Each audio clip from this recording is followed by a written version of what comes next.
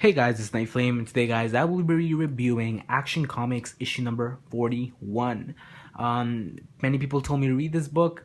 Finally, this is a great jumping in point, and let's see what I thought about, not the first chapter of Truth, but I guess the first tie-in to Truth, we'll see.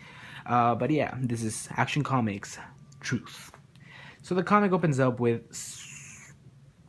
Superman, and he is completely vulnerable. He doesn't have a shirt on because the Fortress of Solitude completely ripped it off from him, and yeah, he's cold. So he basically goes into this gas station. He buys some clothes. He takes care of himself, and he sees this guy with a motorcycle, and he's like, you know what? Hey, can I get this motorcycle? Like, how much are you asking for it? And he's like, $800. So Superman takes it off his pocket, and he's like, here you go. And he buys the motorcycle from him. And when the guy ends up finding out that that was Superman, he goes after him, and he's like, you know what? Never mind. I didn't mean $800. I meant $2,000. So he's trying to rip off Superman.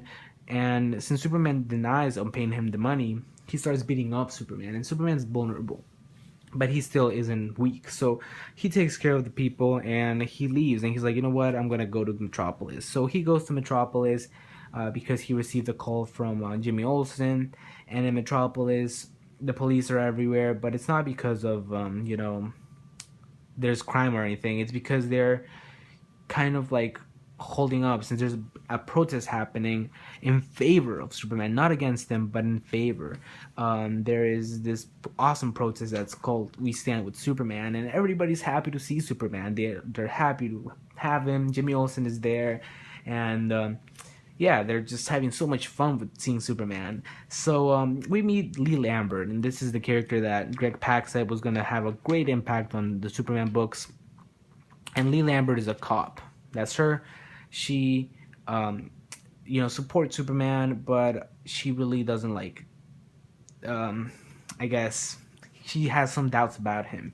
But anyways, when Lee Lambert gets called in to stop this monster attack, Superman goes after the monster, and he'd seen this monster before, and he says, you know what, I think I brought this monster with me when I came back to Metropolis. So he fights the monster, and while he's distracted with the monster, the police move in, and they plan to burn this whole block where Superman lives, and basically destroy this whole "We Stand with Superman" protest. We'll see what happens, but I'm excited. So Action Comics number 41.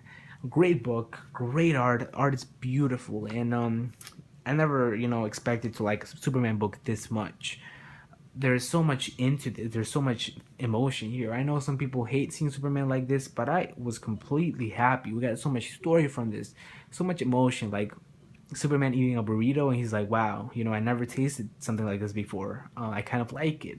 So yeah, I'm digging it so far. Great stuff. I like this whole cliffhanger. Lee Lambert was interesting. Jimmy Olsen being really friends, like pals with Superman, was great. Still, Lois Lane is nowhere to be seen, but I think Superman will tie into that, like the main series Superman. The only problem I had with this, and it's a big problem, is that this book kind of like quoted or talked about Superman issue 41 so much, and the sad thing is that we haven't had issue number 41 of Superman yet. It comes out 2 weeks from now, so it's kind of difficult to understand that if you haven't read that issue. So I think it's an editorial's fault for doing this, but they should have released this after Superman 41 to get the full thing out of this. So either way, I still enjoyed it, and I gave Action Comics 41 a 9 out of 10. So thanks for watching, guys. Hope you like this video. Also subscribe to my channel if you haven't done so, and have a nice day, guys. Goodbye.